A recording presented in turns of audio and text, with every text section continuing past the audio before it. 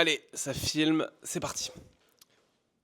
J'ai une voix un peu de merde. J'ai une voix de merde parce que j'étais un peu malade cette semaine. Mais ça va, une petite maladie, tu vois, le truc pas trop dérangeant. Et en plus de ça, moi j'ai une théorie, c'est que je préfère être malade avant les fêtes ou après que pendant.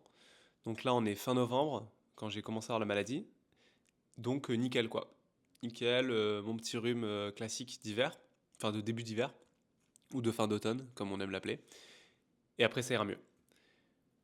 Mais je voulais faire cette vidéo, ce petit vlog, ou pas trop vlog d'ailleurs, parce que je bouge pas, parce qu'il y a quelques semaines, quelques jours, mon proprio, nous envoie un courriel, un mail, et il nous dit je mets l'appartement en vente.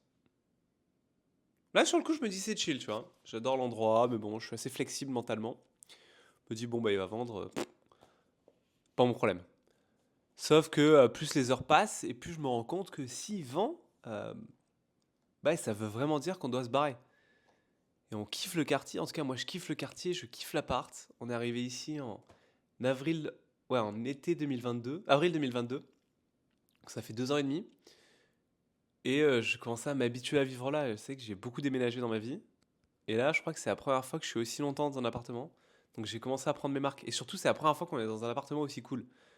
Avant, on vivait à Paris dans un truc, il n'y avait même pas de chambre. À Nice, pareil, il n'y avait pas de chambre. Ensuite, à Montréal, quand on est arrivé, on vivait dans un truc méga vieux. Et là, on a enfin un appart un peu moderne, cool, avec 2 chambres, genre luxe total, quartier génial. Et notre propriétaire nous dit qu'il vend. Et en fait, s'il vend, et là on est le 1er décembre, mais quand il nous l'a dit, c'était mi-novembre. Ça veut dire que s'il y a un acheteur avant la fin de l'année, l'acheteur nous dira bah, au 1er juillet, donc la fin de notre bail, à la date de fin de notre bail, vous devez quitter les lieux et le propriétaire va arriver à votre place, va vivre, le nouveau ou la nouvelle propriétaire va vivre à notre place. Et ben ça fait chier quoi. Ça fait chier. Bon, premièrement, effectivement, il faut qu'il y ait un nouvel acheteur ou une achetrice d'ici la fin de l'année pour nous virer au 1er juillet. Parce qu'au 1er janvier, notre bail est automatiquement renouvelé au 1er juillet 2026. Cependant, 3 mois avant la fin du bail, donc du 1er juillet 2025, les nouveaux propriétaires peuvent nous augmenter le loyer et théoriquement, c'est sky is the limit. Ils peuvent mettre à 6, 7, 8, 10 000 dollars le loyer. Il n'y a pas de règle, parce que c'est un immeuble de moins de 5 ans. Donc, s'il y a un acheteur, potentiellement, ou une achetrice, potentiellement, on va se faire virer. Mais le propriétaire nous a dit, je préférerais vous vendre l'appartement à vous. Vous avez le choix. Sauf que moi, dans ma vie, je déteste faire des choix. J'ai énormément d'anxiété sur comment choisir un plat au restaurant. Alors, comment choisir si je vais acheter cet appartement ou ne pas l'acheter? Donc là, ça a commencé à être un feu d'artifice dans ma tête. Un énorme feu d'artifice où tous les jours, je vous jure, hein, vraiment tous les jours pendant 10 jours, je réfléchissais à ce sujet. Mais genre, je faisais rien d'autre. C'était très dur d'aller au sport. Quand j'allais au sport, je pensais à ça. Travailler, je pouvais pas parce que je pensais à ça.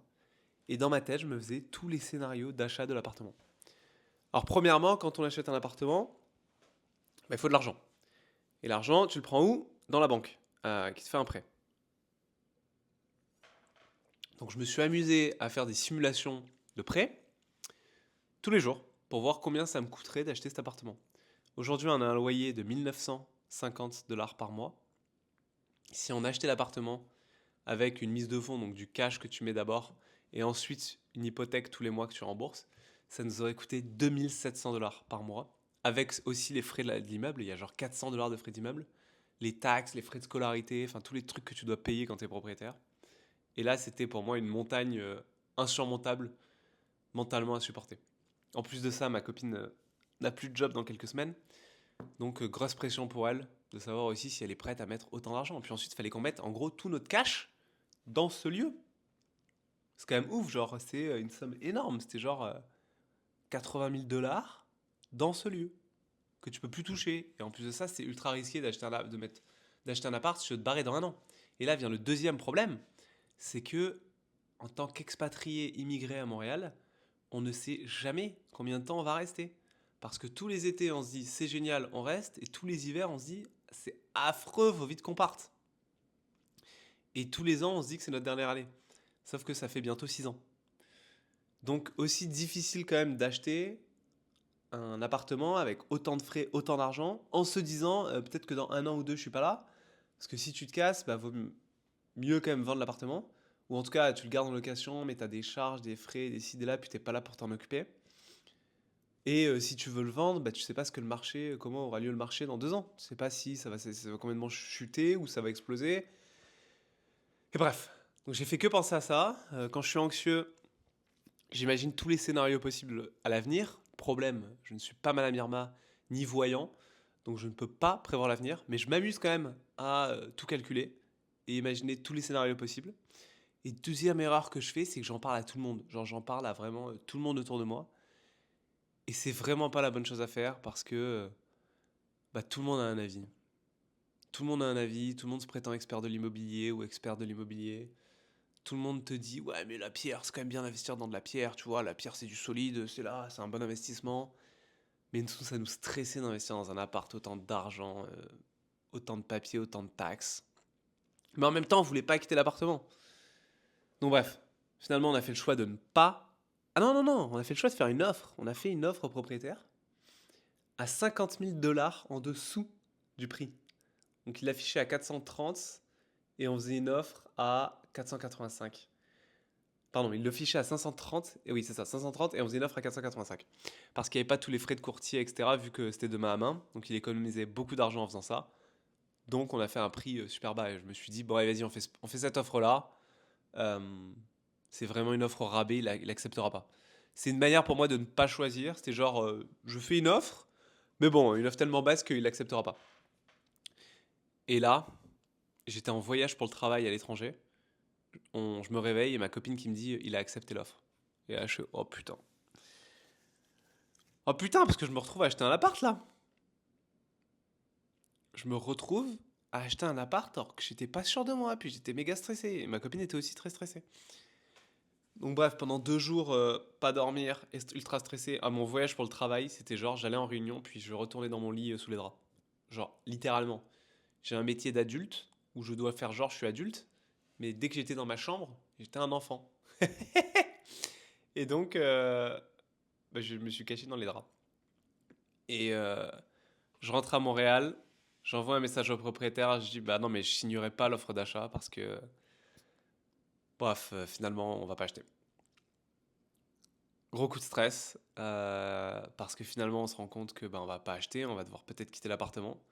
Et là la semaine qui a suivi, j'ai continué à en parler à tout le monde et chaque truc dans l'appartement et chaque truc dans le quartier m'a rendu nostalgique.